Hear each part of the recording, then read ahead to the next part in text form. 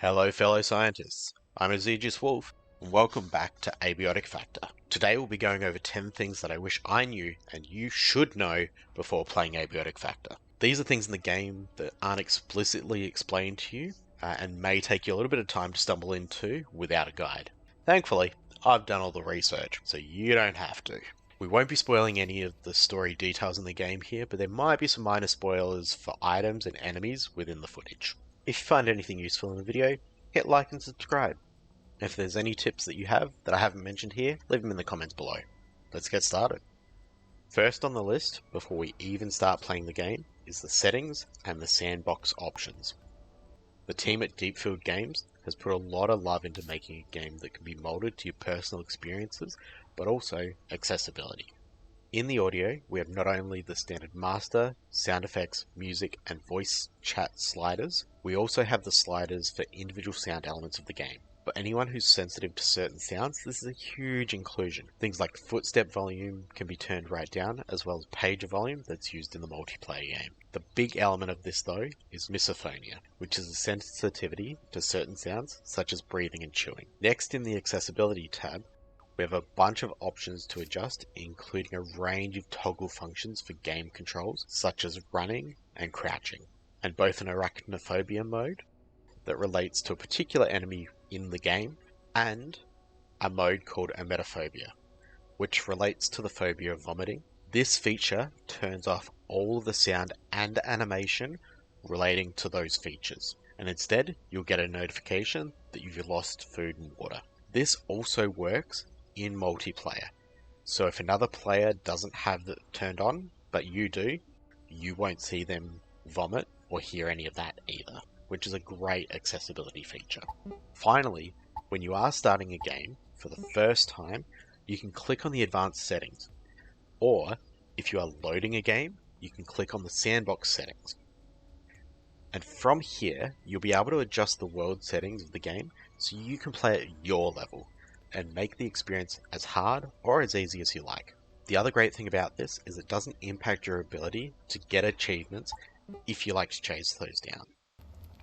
Tip number 2, renaming crafted containers. In any crafting game, resource management is going to be a concern.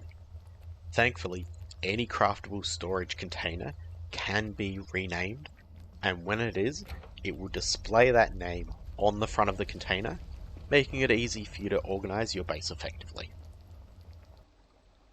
Tip number 3. Water coolers and other deployable water storage containers can be used to transport tainted water. This is made easier with the aid of a cart, and you're going to use a lot of water in this game, from staying hydrated to cooking soups or watering your farm. Water is constantly being used in this game. Tip number 4. Extending your electricity. When placing down deployable items that need electricity, you don't need to place them in the energy bubble that displays next to power points. You can use tech scrap to reroute power and extend how far the power can go, just like an extension cord. You can do this multiple times as long as you've got the tech scrap to be able to do it. You can also pick up these reroute points by packaging them the same way that you would any other deployable, and you'll get the tech scrap back. Number 5, emptying bad soup.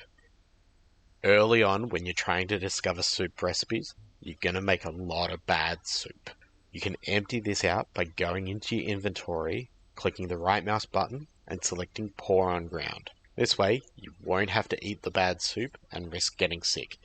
You can also do this with any of the bad soup that you might have accidentally put into any soup bowls that you have, so you don't have to drink it to get it out of your soup bowls. Again, you can just right click on it in the inventory and click pour on ground. That'll clear it out completely. Tip number 6 is netting peccaries. So an early game enemy is the peccary. These quadruped beasts are mobile and can charge you, and they will knock you around. However, the nets that you learn early in the game can stun them for a couple of seconds, allowing you to get in and do some melee damage, or heal yourself, or even escape if you need to. A well-timed net can even interrupt the peccary as it's getting ready to charge. Tip 7. Shields. Shields are a great item for increasing survivability. Different shields have different durability, and some offer special buffs, but all shields mitigate all non-energy and non-splash damage, including bullets. You do need to be blocking and facing the enemy, so you can still get shot by flanking enemies, and using a shield to block damage also uses stamina, so you can run out of stamina. Number 8 is about dropping items. So to drop an item that's held in hand, you can use the G key.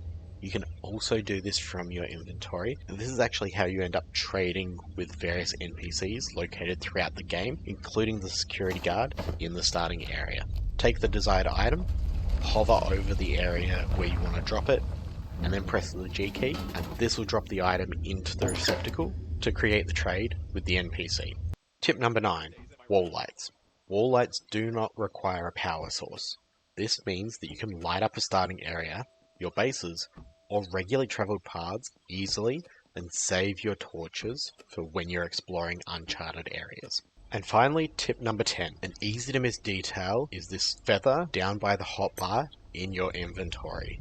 If you hover over it, it'll actually state the items in your hotbar weigh 25% less. This can be really helpful when you're slightly over your weight limit and you're trying to head back to base. You can actually shift some of your heavier items into your hotbar and you'll be able to move a bit faster, which will let you get back to your base and to relative safety much easier. Here's a bonus tip. You can hold down the X, V, H, or R buttons to bring up extra radial menus to access things like your health items when you're in combat instead of having to switch to them on your hotbar. That wraps up 10 things I wish I knew before starting Abiotic Factor, and now you know them. Was there anything I missed? Leave a comment down below and let me know. If you found anything here useful, hit that like button, and don't forget to subscribe. If you liked this content, I also have another video, which is a beginner's guide on fishing. Go and check it out here. Until next time, scientists, don't forget to be awesome.